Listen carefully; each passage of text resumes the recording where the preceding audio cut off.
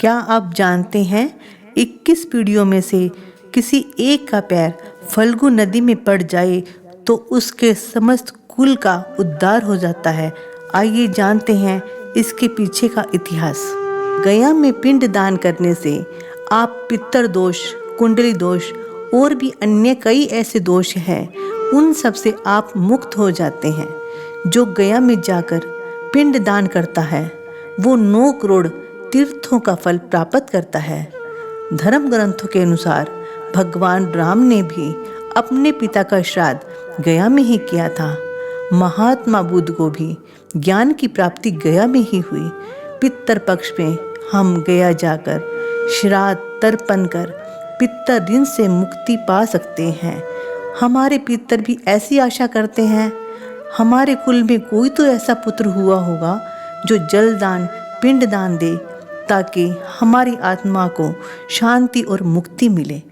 गया में भगवान विष्णु के होते हुए भी गया नाम से क्यों जाना जाता है? आखिर क्या है ऐसा? तो आइए हम जानते हैं। यह कथा उस समय की है जब गयासुर नाम का राक्षस अपनी भक्ति से भगवान विष्णु को प्रसन्न कर गयासुर से गया धाम यानी मोक्ष की भूमि बन गया। ब्रह्मा जी जब सृष्टि की रचना कर रहे थे तब दैत्य कुल में गया का जन्म हुआ, पर वो आश्रय स्वभाव का नहीं था। गया तो संत स्वभाव का था, नारायण का परम भक्त था।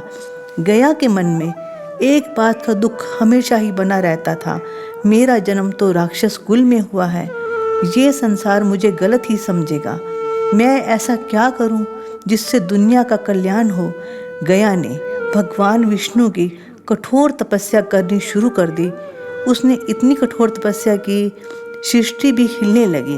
तब भगवान चतुर्भुज रूप में प्रकट हुए और गया से प्रभु बोले, महात्मा गया, तुम्हारी तपस्या पूर्ण हो गई है, तुम्हें क्या चाहिए? नारायण को देखकर गया बहुत प्रसन्न हुआ, उन्हें दंडवत प्रणाम किया।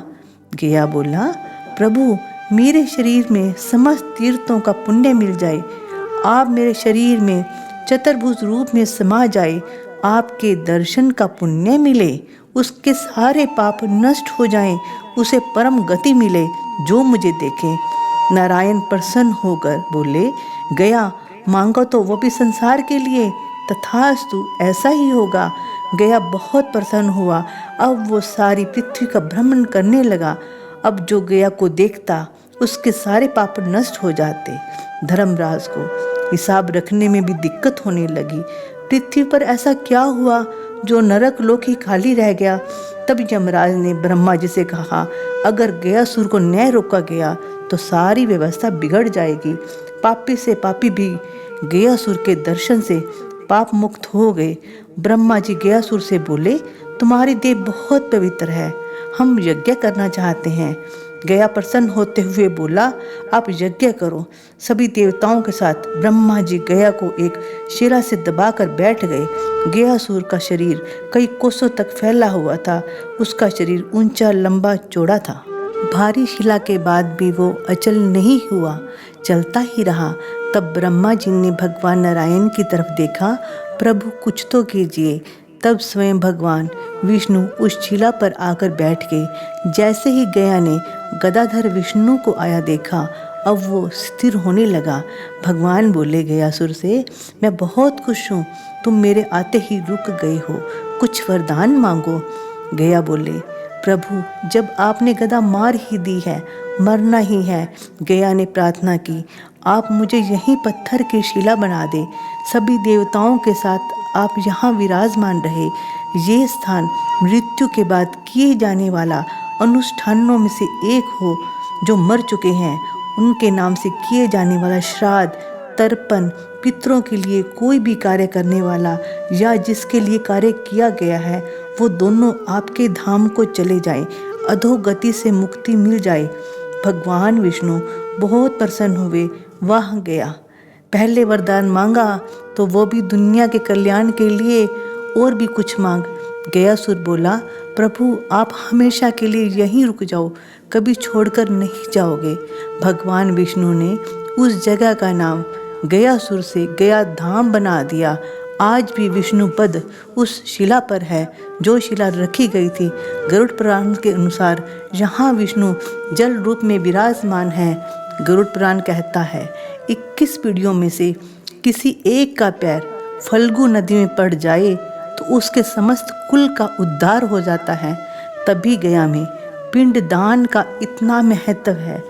अगर आप गया जी नहीं जा सकते तो आप भाव से भगवान विष्णु और गया की कथा सुनने से ही आपका पितर दोष और कष्ट से मुक्ति मिलेगी। नारायण तो भावना के भूखे हैं। आप अपने पितरों के लिए पिंड दान तर्पण करेंगे तो आपके पितर तृप्त होंगे और आपको आशीर्वाद देंगे, जिससे आप धन धान्य से फलेंगे फूलेंगे। गया के अलावा आप प्रयागराज, बद्रीनाथ, हरिद्वार और काशी में इन सब जगह पर पिंड दान कर सकते हैं। गया में श्री विष्णु पितर देवता के रूप में निवास करते हैं।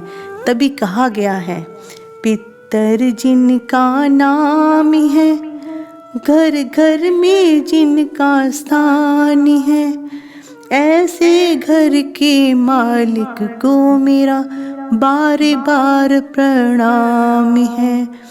ऐसे कुल के मालिक को मेरा कोटि कोटि प्रणाम है। गया धाम की जय। नारायण नारायण नारायण।